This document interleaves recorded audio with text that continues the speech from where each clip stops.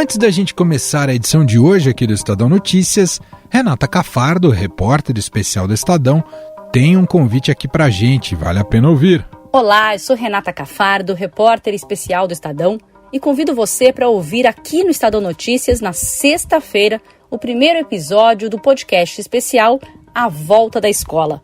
Eu passei um semestre inteiro acompanhando os desafios, os dramas e as alegrias de uma escola estadual no extremo leste de São Paulo para reabrir em plena pandemia de Covid.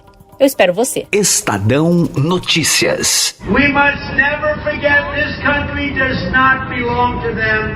It belongs to you, the American people.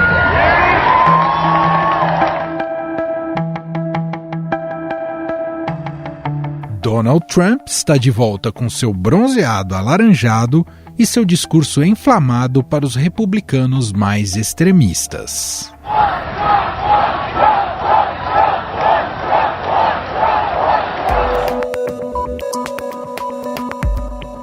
5 meses após deixar a Casa Branca, o empresário fez seu primeiro comício político, no sábado, a admiradores no interior de Ohio e prometeu que seu movimento está longe de ter acabado. Esse é apenas o início dessa nova fase do ex-presidente, que já tem outras aparições programadas, como na Flórida, no próximo fim de semana, uma visita à fronteira com o México e, em breve, uma ida à Geórgia. Mas para quem pensou que o principal alvo de Donald Trump eram os democratas, se enganou.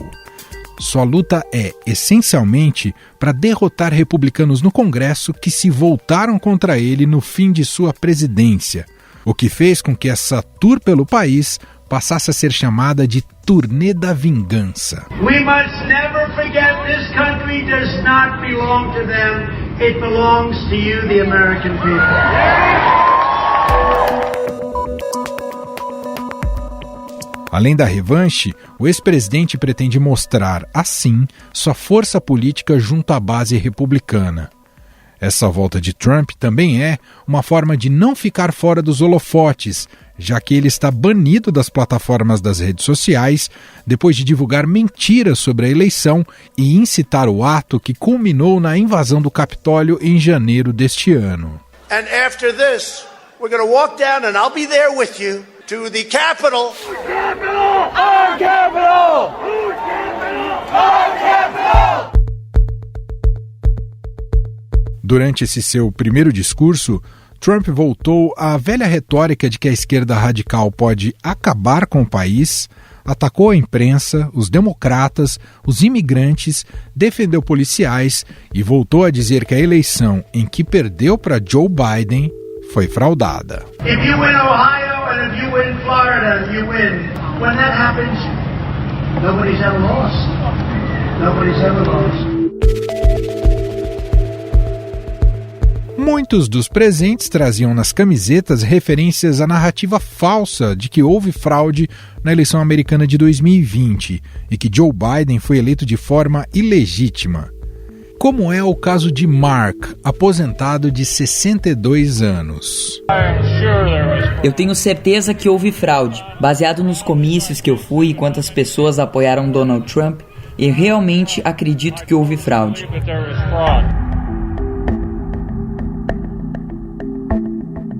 Outro eleitor ainda tenta explicar como ocorreu a fraude por meio de teorias conspiratórias. Máquinas foram hackeadas, não registrados votaram, eles fizeram o que puderam para o Trump não vencer.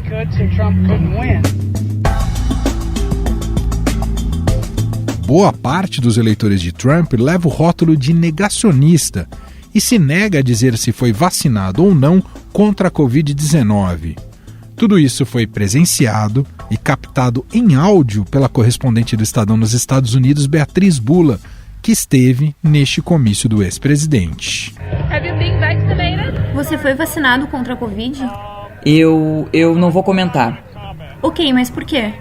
Eu acho que isso é assunto pessoal meu e nos Estados Unidos nós temos a lei HIPAA. As reações se dividem em duas categorias: os que afirmam que não tomaram a vacina contra a Covid-19 e os que, de maneira reativa, não respondem. Eu não acredito em coronavírus. Não posso realmente comentar sobre isso. Acredito que seja só uma gripe comum.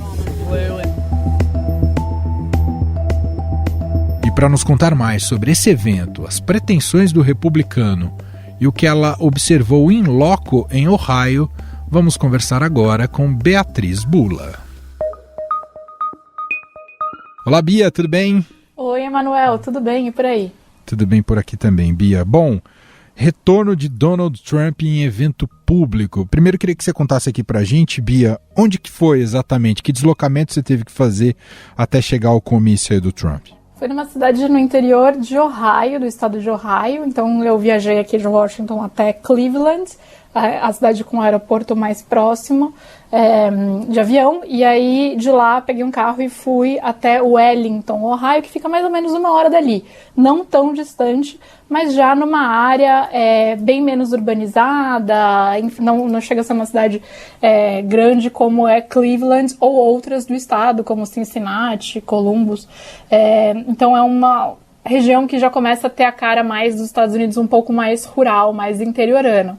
E aí lá era um comício em um estilo de um parque de diversões, assim, rural, que é sempre em ambientes abertos, que o Trump faz esse tipo de evento durante a campanha também. Ele chegou a usar muito aeroportos na campanha do ano passado para poder chegar com um avião presidencial. Inclusive usava o avião presidencial ali para fazer tipo um desfile perto da plateia.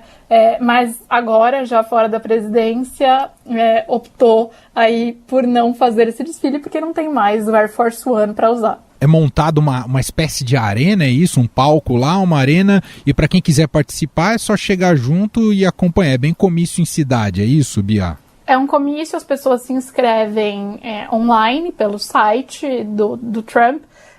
As pessoas que estão cadastradas, de alguma maneira eleitores, de uma forma geral, recebem mensagem de texto no celular. Eu estou cadastrada, então vivo recebendo. Eles começam a avisar semanas antes que vai ter esse tipo de evento.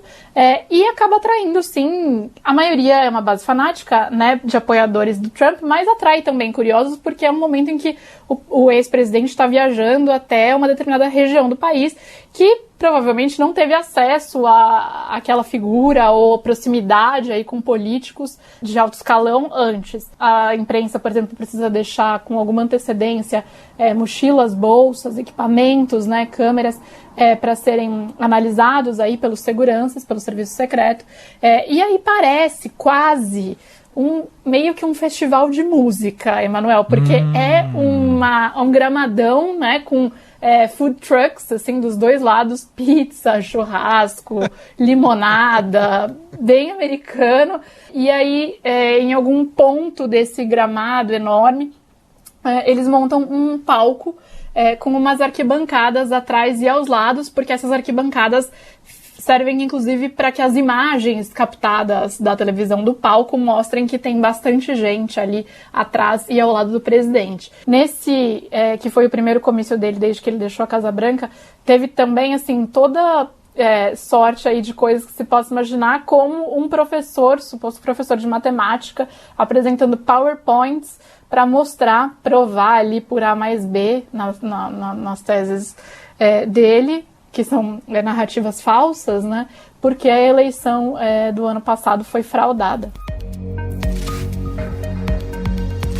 E isso se refletiu, entrando até mais agora no discurso do Trump, isso se refletiu muito também no discurso do Trump, uma ideia de eleição fraudada e eu vou voltar. Esse foi um dos recados centrais ali do que ele discursou, Bia?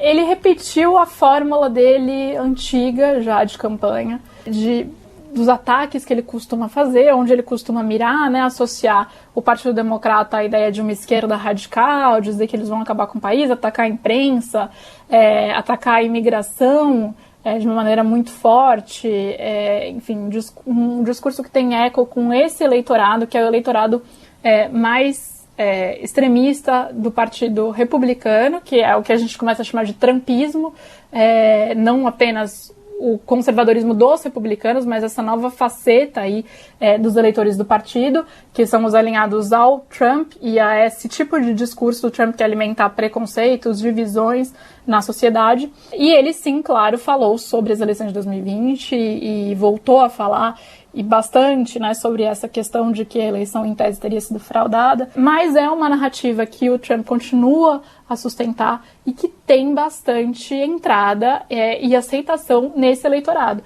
É um eleitorado que trabalha ali com essa realidade paralela que é apresentada no começo do Trump. E ele tem se alinhado cada vez mais a essa ala mais extremista do partido. Então, uma das estrelas do comício dele foi uma deputada que é chamada Marjorie Taylor Greene. É uma deputada pela Geórgia que ela não é nem bem vista nos círculos republicanos aqui em Washington. Ela é abertamente uma defensora de teorias da conspiração. E ela propaga esse tipo de desinformação, de mentiras. Já chegou a defender, por exemplo, violência contra colegas do Congresso americano. Então, assim, ela não é nem benquista dentro do próprio Partido Republicano. O Trump tem se alinhado mais com essa ala do partido, também porque ele já está fora da presidência, perdeu espaço nas redes sociais, né, foi banido do Twitter e do Facebook, que era o momento que ele dialogava diretamente com os seus eleitores. Está na mira de investigações, então há investigações em Nova York com relação ao imposto de renda dele.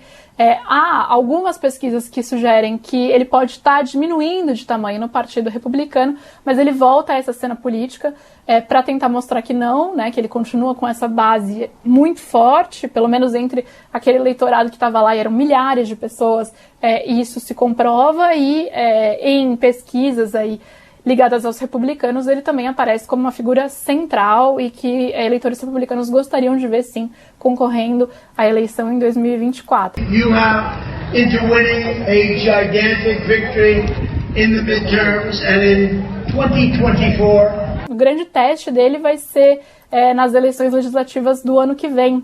Ele quer ver os republicanos que votaram contra ele no impeachment desse ano na Câmara e no Senado derrotados por outros republicanos aí mais alinhados ao trumpismo. Então esse comício foi em Ohio por isso, porque ali naquele local tem um deputado que votou contra ele no impeachment, um dos 10 deputados republicanos que votaram contra ele no impeachment, então ele está fazendo campanha para outro republicano para tentar ganhar essa vaga. E aí as primárias, as prévias do partido para decidir quem vai ser o candidato são ainda neste ano. Então, por isso também ele volta à cena política, com isso aí que ficou conhecido aqui como uma turnê da vingança. Bom, você conversou com muita gente, com esses eleitores, esses presentes nesse primeiro comício do Donald Trump em Ohio e captou, enfim, todo tipo de opinião, mas entre as opiniões você tem essa questão do negacionismo, especialmente em relação à vacina. Você conseguiu ali de viva voz, não é, Bia, de quem rejeita a vacina? Sim, há declarações abertas, né, de pessoas que não tomaram a vacina, dizem que não tomaram a vacina, ou então as pessoas que não querem comentar. E simplesmente invocam aí uma lei de proteção de dados de saúde para dizer que, enfim, que elas não podem ser questionadas sobre esse assunto. Na verdade, é até uma interpretação errada dessa lei, de uma maneira que tem sido propagada, de novo, por republicanos radicais como a Marjorie Taylor Greene, para falar que as pessoas não podem ser perguntadas nos ambientes que elas frequentam sobre terem sido vacinadas ou não. Na verdade, não é bem isso.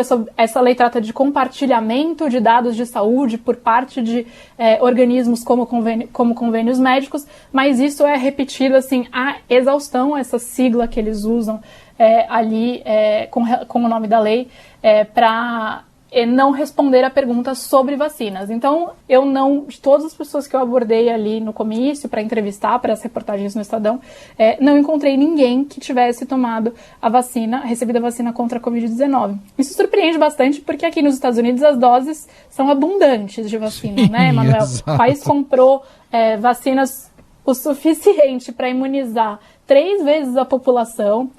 As doses estão disponíveis em qualquer farmácia, basicamente. Há incentivos, né? No estado de Ohio, por exemplo, onde eu estava, o governador chegou a estabelecer um programa aí de sorteio de milhões de dólares por semana, $1 milhão por semana, por algumas semanas, para os vacinados. E mesmo assim, há essa resistência a se vacinar por motivos variados, inclusive porque as pessoas não acreditam aí na gravidade da pandemia, apesar de ter vitimado aí milhares de pessoas nos Estados Unidos, pelo menos mais de 600 mil pessoas morreram aqui no país, mas mesmo assim há quem continue com o discurso de que o coronavírus não é nada, é só uma gripe. See people falling down on the streets and nothing's changed, but all people say wear a mask and stuff like that, but nothing's really changed. E esse discurso tem muito respaldo aí e imita muito o discurso que o presidente Trump, ex-presidente Trump, adotou enquanto presidente no ano passado, durante a pandemia, numa tentativa de diminuir o tamanho do problema que acontecia em meio à sua campanha pela reeleição. Em abril, a gente viu a aceleração nos números de vacinação no país, muito rápida, quando houve maior disponibilidade de doses. Então, a gente chegou a dias com mais de 4 milhões de pessoas sendo vacinadas, mas isso foi diminuindo gradualmente, porque as pessoas que quiseram se vacinar conseguiram se vacinar naquele momento, e aí depois há essa dificuldade entre parcela de pessoas que não querem ou não veem necessidade de se vacinar, e muitas reportagens aqui, pesquisas, indicam que isso está muito ligado também às comunidades rurais e republicanos, aí, portanto, eleitores do presidente Donald Trump. Muito bem, Beatriz Bula, correspondente do Estadão em Washington, contando um pouco mais desse retorno do Trump, né, com a agenda pública mais forte neste comício em Ohio. Quem quiser mais informações e fotos, tudo mais, tem no portal do Estadão, estadão.com.br. Bia, mais uma vez, muito obrigado e até a próxima, Bia. Eu que agradeço, Emanuel. Até a próxima.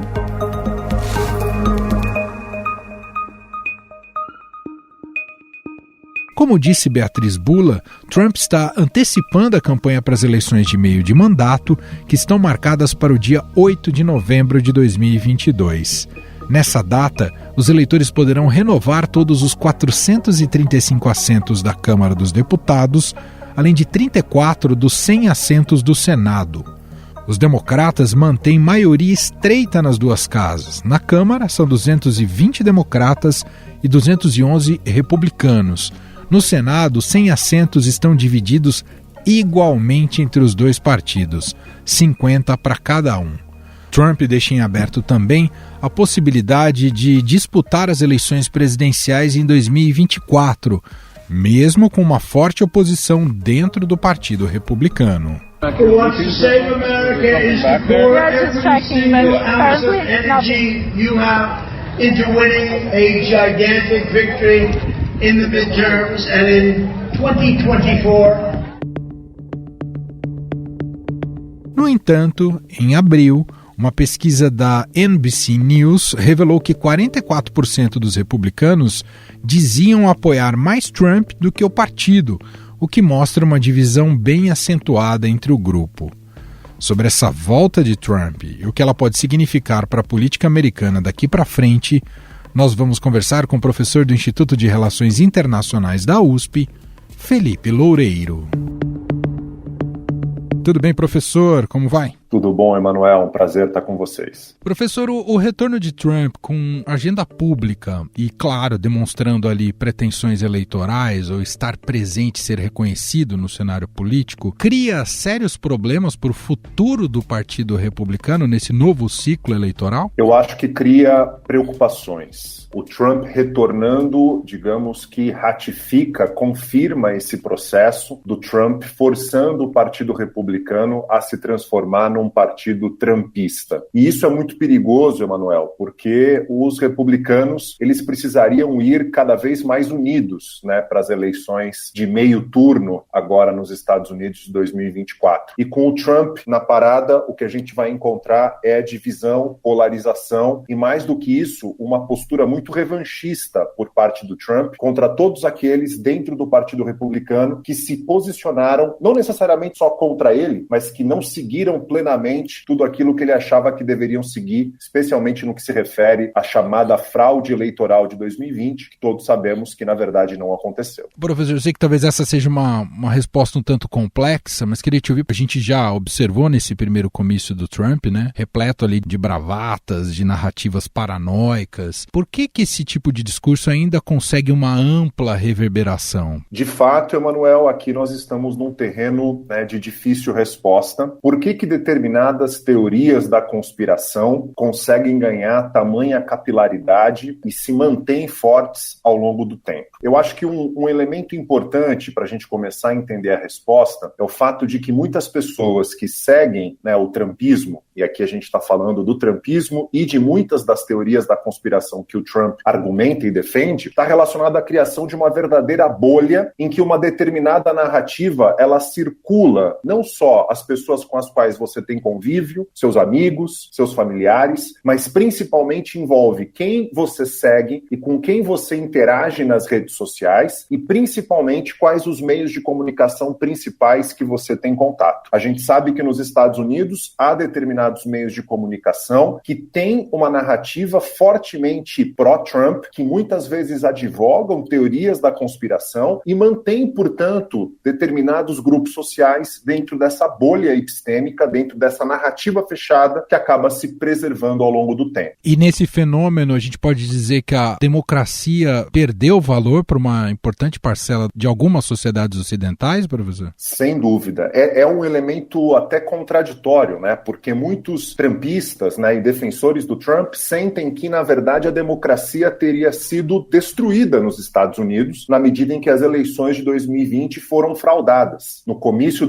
que o Trump fez, por exemplo, nesse último final de semana, muitos dos apoiadores diziam, ele é o nosso presidente. Então, a narrativa conspiratória de que houve fraude nas eleições, ela é justificada pela ideia de que a democracia estaria sendo violada. O efeito disso é deslegitimar, tirar crédito das instituições democráticas e, na última instância, enfraquecer a própria democracia.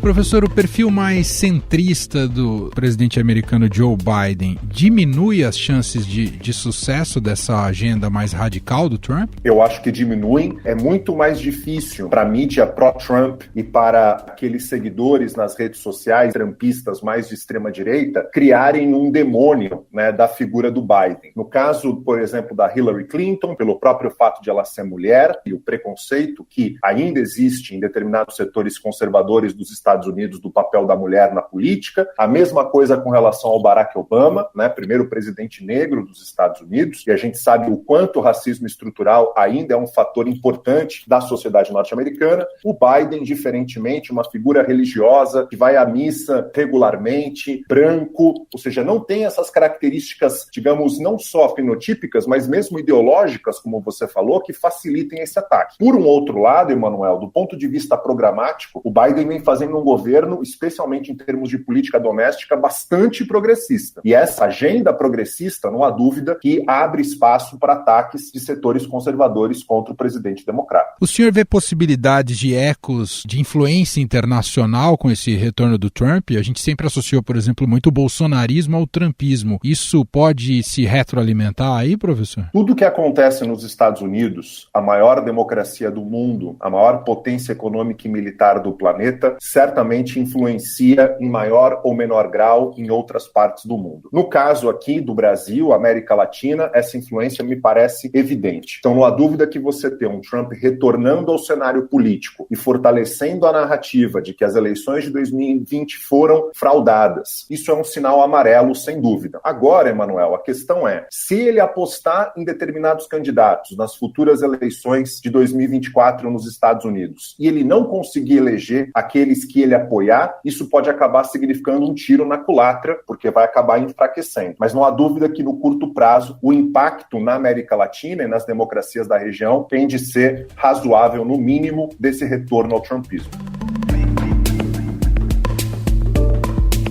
O que o Biden precisa entregar para que esse trumpismo não ganhe musculatura novamente, professor? Muitas coisas, Emanuel, mas eu acho que a mais imediata é entregar ou pelo menos criar condições para a criação de empregos com bons salários e que possuam boas condições de trabalho para aqueles que neles estão empregados. E não há dúvida, né, que o Biden já vem se esforçando bastante nisso. Tanto no pacote contra a pandemia, a gente vê aí um apoio significativo para parcelas mais desfavorecidas da população que sofreram economicamente no contexto da pandemia, o pacote de infraestrutura que ele vem negociando, que tende também a gerar uma grande quantidade de empregos, e essa preocupação de deslocar ou de realocar cadeias globais de valor ao fim de aumentar empregos dentro do país. E um outro elemento fundamental, me parece, é a de garantir a legitimidade às instituições, mostrar que as instituições democráticas têm valor, que votar, portanto, faz diferença. E isso, obviamente, envolve desde políticas de saúde pública, que ele vem se saindo muito bem na pandemia, até a questão do racismo estrutural, policiamento, questão das universidades, apoio estudantil, questão imigratória. Então há um conjunto de agendas, mas eu diria que se pudesse resumir em uma palavra, emprego e boas condições de trabalho são os elementos essenciais. Bom, a gente percebe que o trumpismo não morreu, né, que segue vivo, e o próprio Trump agora tentando buscar protagonismo, ainda que tenha tirado dele um recurso muito importante, né, de comunicação, os perfis nas redes sociais. Esse papel das big techs, digamos assim, tem sido bastante discutido nessa praça pública, nessa questão da dinâmica democrática dos dias de hoje. Professor, vale alguma reflexão para o nosso cenário, pensando também como o bolsonarismo opera nessas redes sociais? Se criticou que as big techs demoraram para agir em relação ao Trump.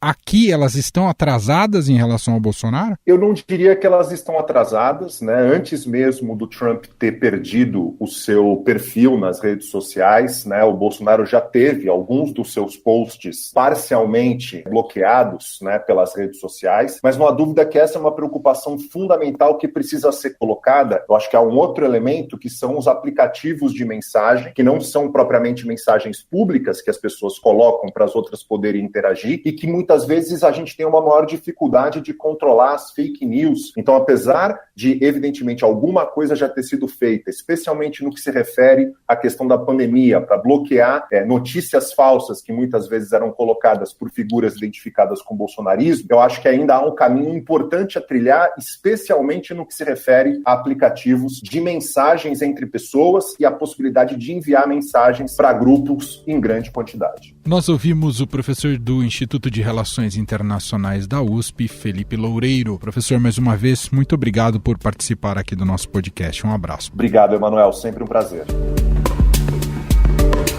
Estadão Notícias. E este foi o Estadão Notícias de hoje, quarta-feira, 30 de junho de 2021. A apresentação foi minha, Emanuel Bonfim. Na produção, edição e roteiro, Gustavo Lopes, Ana Paula Niederauer, Jefferson Perleberg e Júnior Moreira Bordalo. A montagem é de Moacir Biasi e o nosso diretor de jornalismo, João Fábio Caminuto. Escreva pra gente, podcast@estadão.com. Um abraço para você e até mais.